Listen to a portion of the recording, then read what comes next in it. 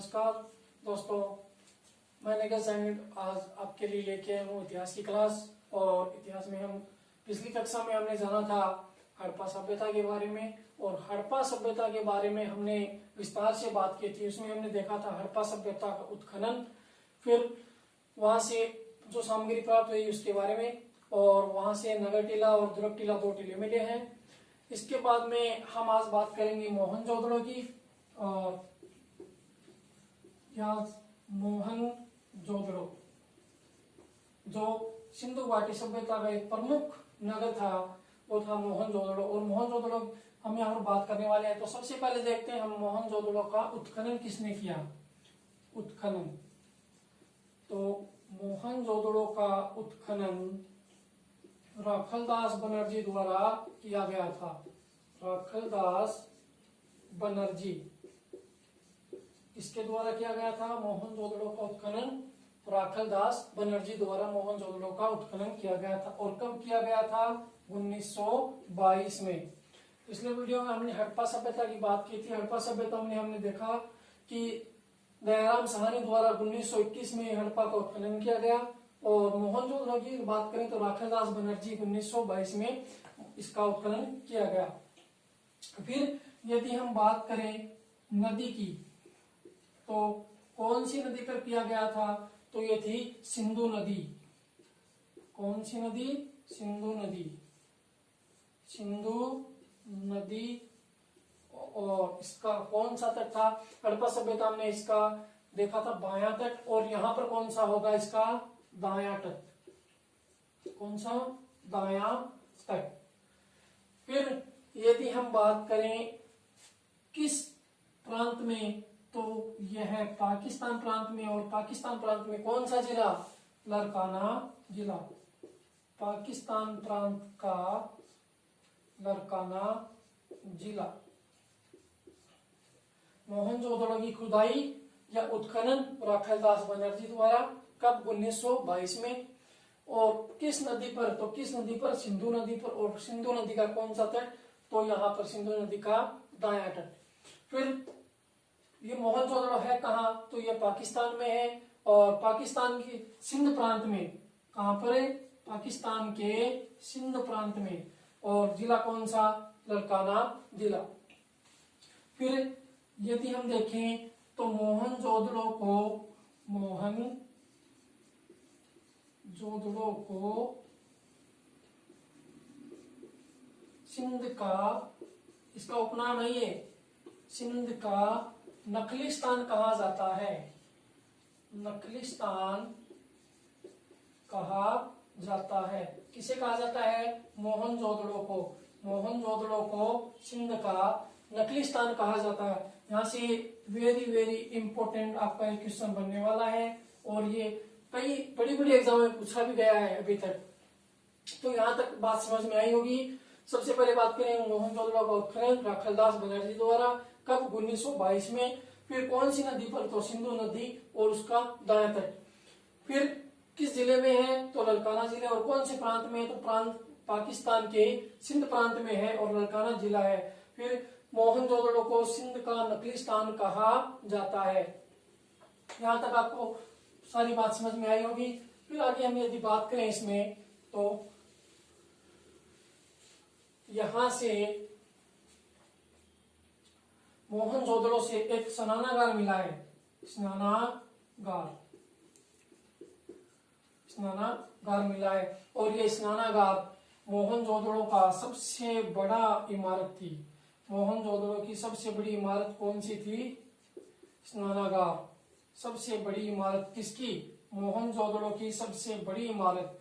और सबसे बड़ी इमारत मोहनजोदड़ो की सबसे बड़ी इमारत जो थी वो थी स्नानागार। हड़प्पा सभ्यता में हमने देखा कि हड़प्पा सभ्यता में सबसे बड़ी इमारत कौन सी थी? तो वो थी अन्नागार। और यहाँ पर हम देख रहे हैं मोहनजोदड़ो की सबसे बड़ी इमारत कौन सी थी?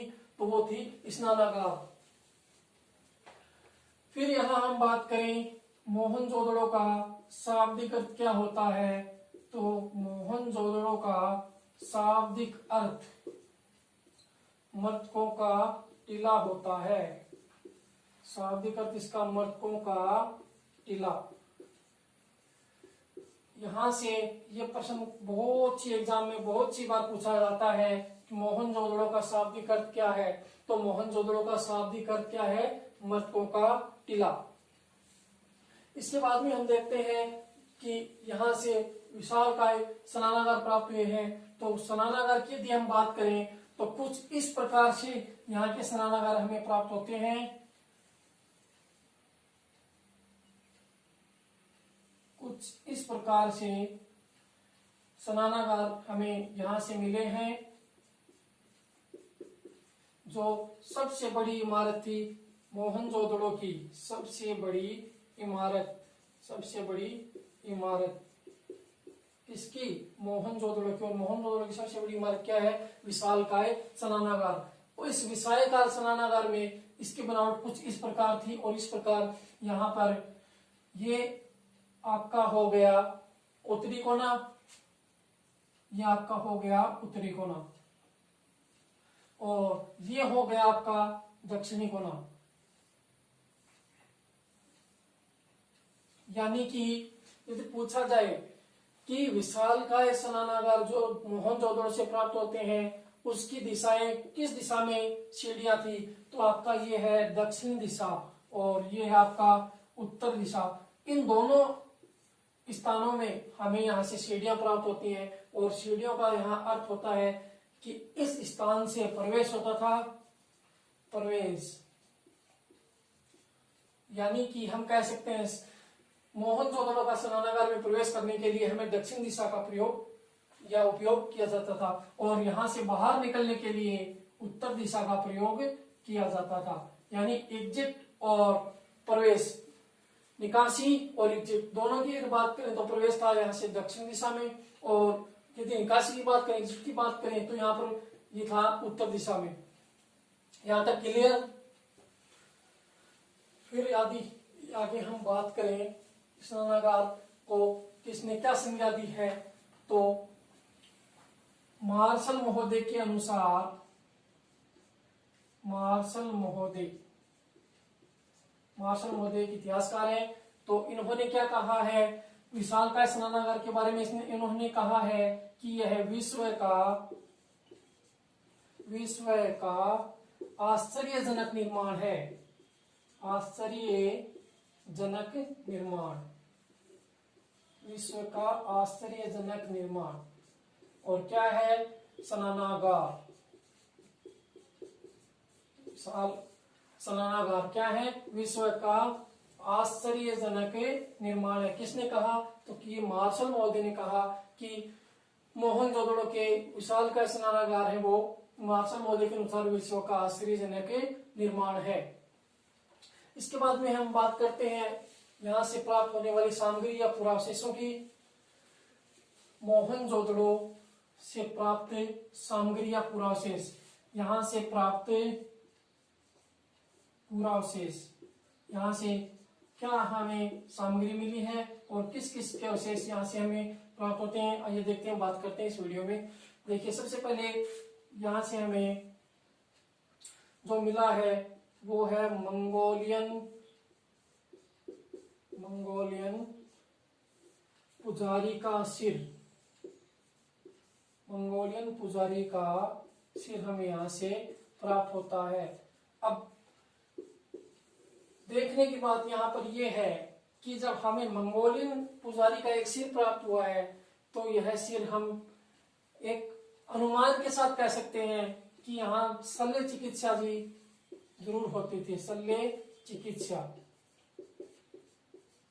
चिकित्सा के प्रमाण यहाँ से हमें प्राप्त होते हैं। क्यों होते हैं? क्योंकि यहाँ पर मंगोलियन पुजारी का एक सिर प्राप्त होता है और सिर में अनेक छेद किए हुए होते हैं, इसलिए हम कह सकते हैं कि यहाँ पर प्राचीन समय में शल्य चिकित्सा भी प्रमाणित थी।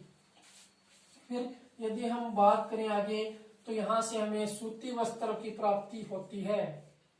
सूती वस्त्र कहाँ से मिले हैं? सूती वस्त्र। सूती वस्त्र हमें मोहनजोदड़ो से मिले हैं और मोहनजोदड़ो से सूती वस्त्र मिलने का यहाँ पर अर्थ होगा, जैसा आप सभी जानते हैं सूती वस्त्र किससे बनाए जाते थे? कपास से। यदि सूती वस्त्रों की बात की जाए तो सर्वप्रथम आपका आएगा कपास, और कपास से निर्मित होते हैं सूती वस्त्र।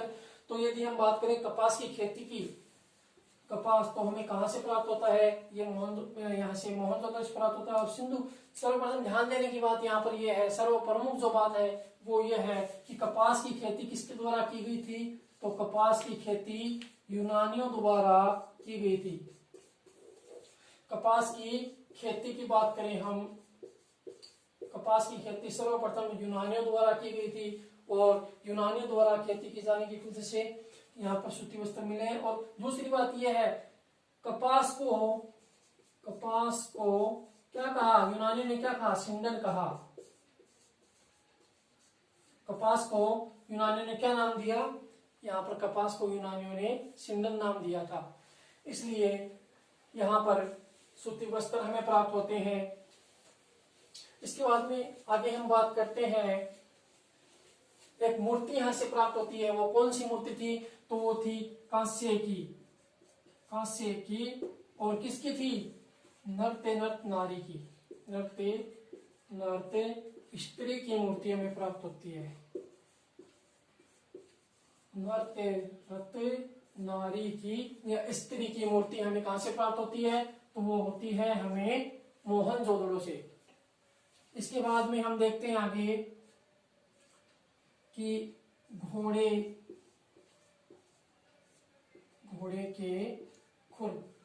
के खुर हमें कहां से प्राप्त होते हैं, घोड़े के खुर हमें दो जगह से प्राप्त होते हैं। सिंधु सभ्यता का संपूर्ण जो सिंधु सभ्यता है उसके दो ही स्थल है जहां से हमें घोड़े के खुर प्राप्त होते हैं, और वो एक है सबसे पहला मोहनजोदड़ो,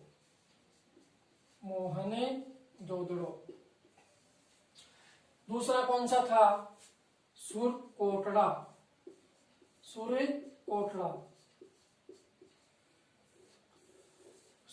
और मोहनजोदड़ो, यहां से हमें घोड़े के खुर प्राप्त होते हैं। और ध्यान देने की बात यहाँ पर यह है दोस्तों, वेरी वेरी इंपॉर्टेंट, यहाँ से आपका प्रश्न बनने वाला है, और वो है कि यह सिंधु सभ्यता के अंतिम खुदाई में मिले हैं। सिंधु सभ्यता की खुदाई का अंतिम चरण में, यहाँ खुदाई का जो अंतिम चरण है,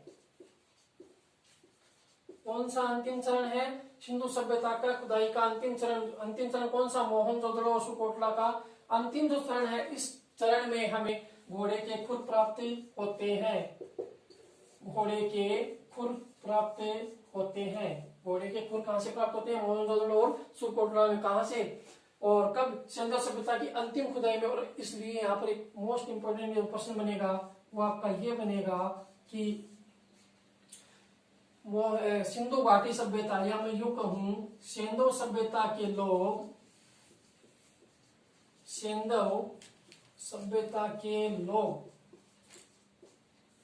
घोड़े से अपरिचित थे,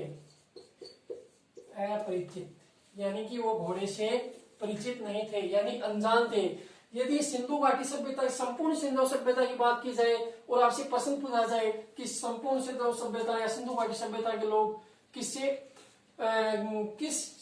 जानवर से अपरिचित थे, तो वो थे आपका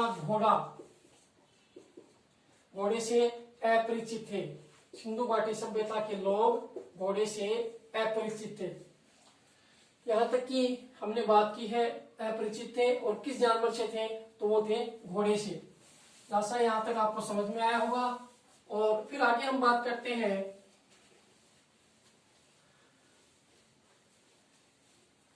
मोहनजोदड़ो से हमें क्या क्या प्राप्त होता है, यहाँ तक की हमने बात कर ली। फिर आगे यदि हम बात करें अन्य में, तो अन्य में हम देखते हैं यहां से हमें तांबे के ढेर मिले हैं,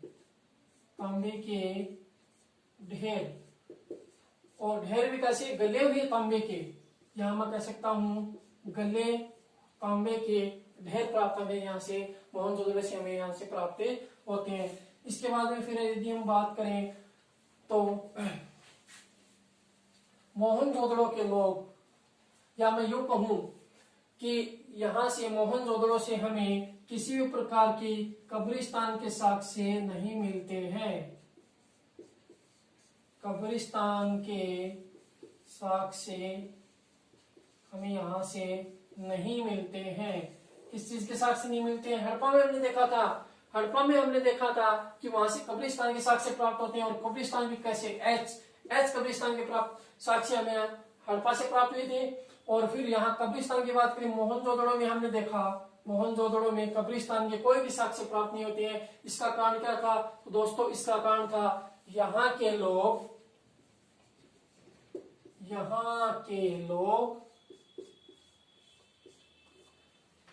शवों को जलाते थे।